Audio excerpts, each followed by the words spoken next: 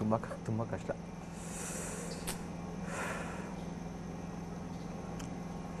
ಈ ರೀಸೆಂಟ್ ಡೇಸ್ಲಿ ಈ ಫಂಕ್ಷನ್ನು ಬಜರಂಗಿ 2 ಅದ್ರಲ್ಲಿ ನಾನು ಯಶ್ ಇವರು 3 ಜನ, ಅಪ್ಪು.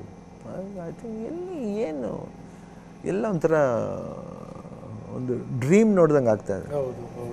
ಏನೋ ಒಂದು ಕನಸಾಗೋಯ್ತಲ್ಲ, ಎಲ್ಲ ಕನಸು ತಂದ್ರೆ ಹೊಂಟೋಯ್ತಲ್ಲ. Very difficult to, I don't know ಹೆಂಗೆ ನಮ್ಗೆ ಇವತ್ತಿಗೆ ಹೆಂಗೆ ಸ್ಟಾರ್ಟ್ ಮಾಡೋದು ಗೊತ್ತಾಗ್ತಿಲ್ಲ. ಅಷ್ಟು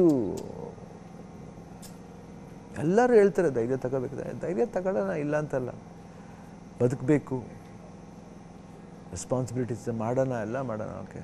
ಬಟ್ ಹೆಂಗೆ ಈ ಥರ ಯಾವ ರೀತಿ ವಿ ಶುಡ್ ಬಿಗಿನ್ ಅನ್ಕೋತೀವಿ, ಮನಸ್ಸು ಬರ್ತೀವಿ, ಮನೇಲಿ ಮಲಿಕತ್ತೀವಿ, ಊಟ ಮಾಡ್ತೀವಿ, ಏನೇ ಮಾಡಿದ್ರೂ ಆಹಾರ ತಿನ್ನಬೇಕು ಅಷ್ಟೇ, ಮಲಗಬೇಕು. ಐ ಥಿಂಕ್ ಈ ಆಲ್ರೆಡಿ 13 ದಿವಸ ಆಗೋಯ್ತು.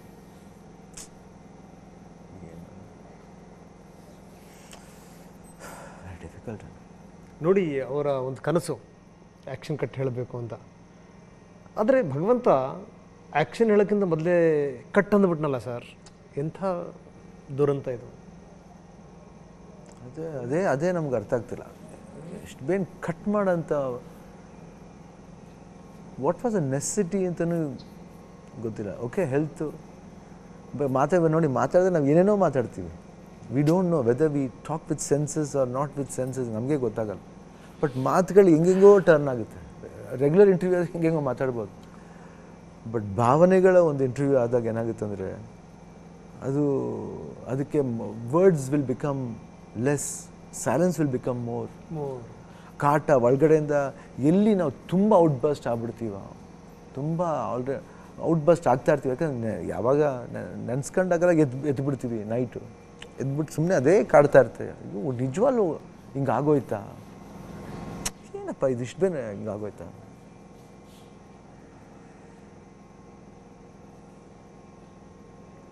ಆಮೇಲೆ ಕಾರ್ಯ ಮಾಡೋದಾಗಲಿ, ಅನ್ನೋ ದಿನ ಅದೆಲ್ಲ ಒಂಥರ ಇಟ್ ಇಸ್ ಸೋ ಹರ್ಟಿಂಗ್. ಇದೆಲ್ಲದರ ಜೊತೆಗೆ ನೋಡಿ, ಕರೆದ ತಕ್ಷಣ ನೀವು ಬರೋದು, ನೀವು ಬಂದ ತಕ್ಷಣ ಅಪ್ಪು ಎಕ್ಸ್ಪ್ರೆಷನ್ನು, ಆಮೇಲೆ ಅಲ್ಲ ನೀವು ನೋಡಿ, ನನಗೇನು ಅನ್ನಿಸ್ತು ಅಂತಂದರೆ ಶಿವಣ್ಣ, ನೀವು ಚಿಕ್ಕ ಹುಡುಗಾಗಿದ್ದಂಥ ಸಂದರ್ಭದಲ್ಲಿ ನೀವು ಎತ್ಕೊಂಡು ತಿರುಗ್ತಿದ್ದಂಥವ್ರು ತಮ್ಮನ್ನು ಹೆಗಲಿಟ್ಕೊಂಡು ನೀವು ಮುಚ್ಚಿಟ್ಕೊಳ್ಳೋದಿದೆಯಲ್ಲ ಒಂಥರ ಆ್ಯಕ್ಷನ್ ಹೇಳೋಕ್ಕಿಂತ ಮೊದಲು, ಏನಿದು ಅದ್ಭುತ ಇದೆ ನಿಜವಾಗ್ಲೂ. ನಮ್ಗೆ ಹಂಗೆ ಇದ್ದಿದ್ದು. ನಾವು we can't create our self. ಎಲ್ಲೂ ಈ ಪ್ರೀತಿ ಅನ್ನೋದನ್ನ ನಾವು ನಮಗೆ ಹಂಗೆ ಕಳಿಸ್ಬಿಟ್ಟಿದ್ದಾರೆ ಅಪ್ಪಾಜಿಮ್ಮ. ಪ್ರೀತಿ ಅನ್ನೋದು ಎಲ್ಲೂ ತೋರಿಸೋ ಥರ ಬರಲ್ಲ ನಮಗೆ, ಇನ್ಬಿಲ್ಟ್ ಅದನ್ನು with whom our it comes. Because ನಾವು ಯಾರನ್ನೂ ಮೆಚ್ಚೋಕ್ಕೋಸ್ಕರ ನಾವು ಯಾರನ್ನೂ ಹೊಗಳ್ಬೇಕಾಗಿಲ್ಲ, ಇಲ್ಲ ಏನೋ ಇನ್ನೊಬ್ಬರನ್ನ ಒಂದು ಇದನ್ನು ಗ್ಯಾದರ್ ಮಾಡಬೇಕನ್ನೋದು ಒಂದು ಪ್ರಯತ್ನ ಅಲ್ಲ. ನಾನು 36 ವರ್ಷ ಆಯ್ತು ಇಂಡಸ್ಟ್ರಿಗೆ ಬಂದು. ಇದ್ರ ಮೇಲೆ ನನಗೆ ನಿನ್ನ ಅಭಿಮಾನಿಗಳು ಇಷ್ಟೊಂದು ನೋಡಿದ್ಮೇಲೆ ನಾನು ಇನ್ನೇನು ನನಗೇನು ತುಂಬ ಏನೋ ನಾನು ಇದು ಸಿನಿಮಾಗಳು ಬರ್ತಾಯಿದೆ, ಎಷ್ಟೋ ಡೈರೆಕ್ಟರ್ಸ್ ಬಂದು ಸಿನಿಮಾ ಮಾಡ್ತಾಯಿದ್ದಾರೆ. ಇಂಡಸ್ಟ್ರಿ ನನ್ನ ಕೈ ಬಿಟ್ಟಿಲ್ಲ. ಬಟ್ ಅಪಾರ್ಟ್ ಎವ್ರಿಥಿಂಗ್ ಎಲ್ಸ್ ಬಿಟ್ಟು ಎಲ್ಲ ನಮ್ಮನೇಲಿ ನೋಡಿ, ಇವಾಗ ಅಪ್ಪು ರಾಘುನು ಶುರು ಮಾಡಿದ್ದಾರೆ ಅವಾಗ ಆ್ಯಕ್ಟ್ ಮಾಡೋಕ್ಕೆ. ಪಾಪ ಅವನು ಒಂದು ನಿಲ್ಸಿದೆ. ಇವಾಗ ಏನೋ ದೇವರ ಅದೃಷ್ಟ ಒಂದು ಸ್ಟೇಟ್ ಅವಾರ್ಡ್ ಬಂತು, ರಕ್ತದಲ್ಲಿದೆ ನೋಡಿ ಬಂದು. ಇವಾಗ ಗುರು ಮಗ, ರಾಘು ಮಗ ಇನ್ನು, ಆಮೇಲೆ ಗುರು ಇನ್ನೊಬ್ಬ ಇವಾಗ ಎಂಟ್ರಿ ಆಗ್ತಾನೆ. ನನ್ನ ತಂಗಿ ಮಕ್ಕಳು ಧಿರೇನು, ಆಮೇಲೆ ಧನ್ಯ, ಎಲ್ಲರೂ ಬರ್ತಾ ಇದ್ದಾರೆ. ಆ್ಯಂಡ್ ಭಾಳ ಇದನ್ಸುತ್ತೆ, ಬರ್ತಾ ಇದ್ದಾರೆ, ವಂಶದ ಎಲ್ಲರೂ ಬರ್ತಾ ಇದ್ದಾರೆ. ಅದು ಖುಷಿ ನಮಗೆ. ಅದಾದಮೇಲೆ ಬೇರೆ ಥರವಾದ ಪ್ರೀತಿ ತೋರ್ಸೋಕ್ಕೆ ನಮಗೆ ಬರಲ್ಲ.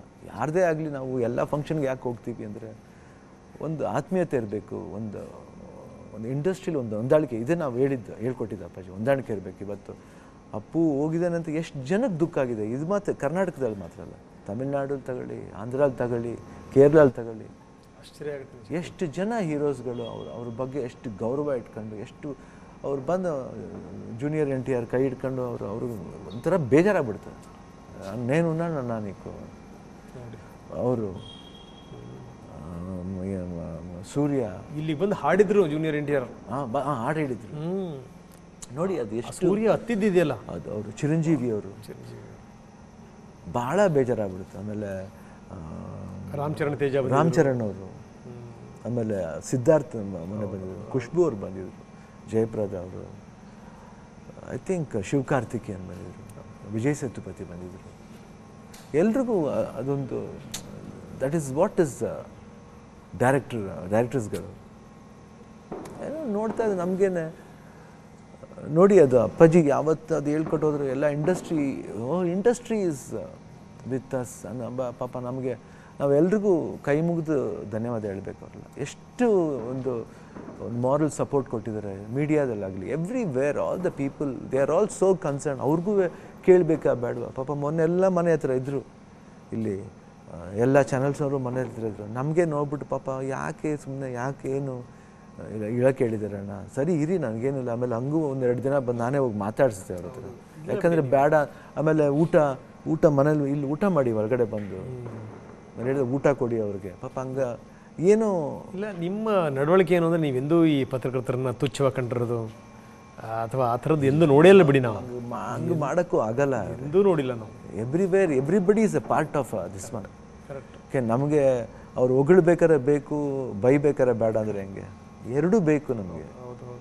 ಆ ಬೈಬೇಕಾರೆ ಯಾಕೆ ಬೈತಾರೆ ಅನ್ನೋ ಪರಿಜ್ಞಾನ ತಳ್ಕೊಂಡು ಅರ್ಥ ಮಾಡ್ಕೊಂಡು ನಾವು ತಿದ್ಕೊಂಬಿಟ್ರೆ ಅವನೇ ಮನುಷ್ಯ. ನಿಜ, ಸತ್ಯವಾದ ಮಾತು. ಈ ನನಗೆ ಈ ಶಿವಣ್ಣ ವೇದಿಕೆ ಹತ್ತದೇನು ಹೊಸದೇನಲ್ಲ, ತಮ್ಮ ಇದ್ದಾನೆ ಅನ್ನುವಂಥ ಖುಷಿನಲ್ಲಿ ಶಿವಣ್ಣ ವೇದಿಕೆ ಹತ್ತಿದ ರೀತಿ ಇತ್ತಲ್ಲ, ಅದು ಅದ್ಭುತ. ಅದು ನನಗೆ ಅನ್ಸೋದು ಇನ್ಯಾವ ವೇದಿಕೆ ಹತ್ತಿದರೂ ಕೂಡ ಅಲ್ಲೊಂದು ಜೀವ ಇತ್ತಲ್ಲ, ಆ ಜೀವಕ್ಕೆ ಸರಿಸಮಾನ ಆಗಲ್ಲ ಅಂತ ಹೇಳಿ. ಬೇರೆ ಅವತ್ತು ಮಾತಾಡಿದಾಗಲೂ ನಾವು ಅವ್ನು ನೋಡಿದ ಆ ಥರ ಅವ್ನು ರಾಯಲ್ಲ ಗುಡ್ಡ, ಅವನು ರಾಯಲ್ 76 8 ವರ್ಷ ಪೂರ್ಣಿಮನ್ಗೂ ಅವನಿಗೂ 8 ವರ್ಷ ಆದಮೇಲೆ 76 75 ಇದು 75 ಹುಟ್ಟಿದ್ದು. ಆಮೇಲೆ ರಾಯಲ್ ಆಗಿದ್ದ, ಅವಾಗಲೇ ರಾಯಲ್. ಆಮೇಲೆ ಬೆಟ್ಟದ ಟೈಮ್ನಲ್ಲಿ ಮಾಲ್ಡೀವ್ಸ್ಲಿ was special guest from the president of ಮಾಲ್ಡೀವ್ಸ್ಲಿ. ಅವನು he was staying in a very government ಹೌಸ್ಲಿ ಸ್ಟೇ ಮಾಡಿಸಿದ್ರು. ಏನು ನೋಡಿ, ಅದು ಯಾರು ನಾವು ಎಷ್ಟು ದುಡ್ಡು ಕೊಟ್ಟರು ಬರಲ್ಲ. ಅದು ಅವನ ಪಾಲ್ಗೆ ಅದು ಆಗಿ ಬಂದಿದೆ. ದೇವರ ಅನುಗ್ರಹ ಅವನಿಗೆ, ದೇವರ ಅನುಗ್ರಹ. ಸರಸ್ವತಿ ಚಿಕ್ಕ ವಯಸ್ಸಿಂದ ಒಲ್ದು ಬಂದು ಅವನಿಗೆ ಅದಕ್ಕೆ ಅಷ್ಟು ಮಟ್ಟಿಗೆ ಅವನು ಅರ್ಲಿ ಏಜ್ಲಿ ಎಲ್ಲ ಮಾಡಿಬಿಟ್ಟಿದ್ದಾನೆ.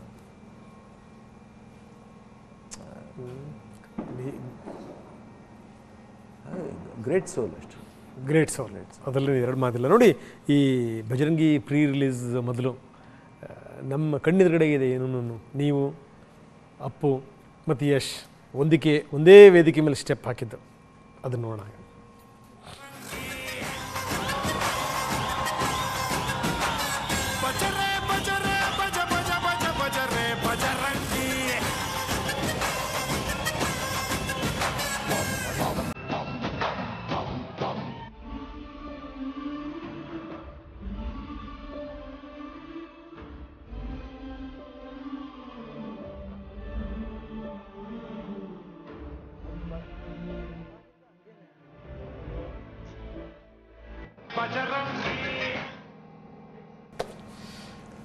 ಮಾತಾಡ್ಬೇಕಾದ್ರೆ ಯಾವತ್ತು ನಾವು ಇದೇ ಬರಲ್ಲ ನಮಗೆ.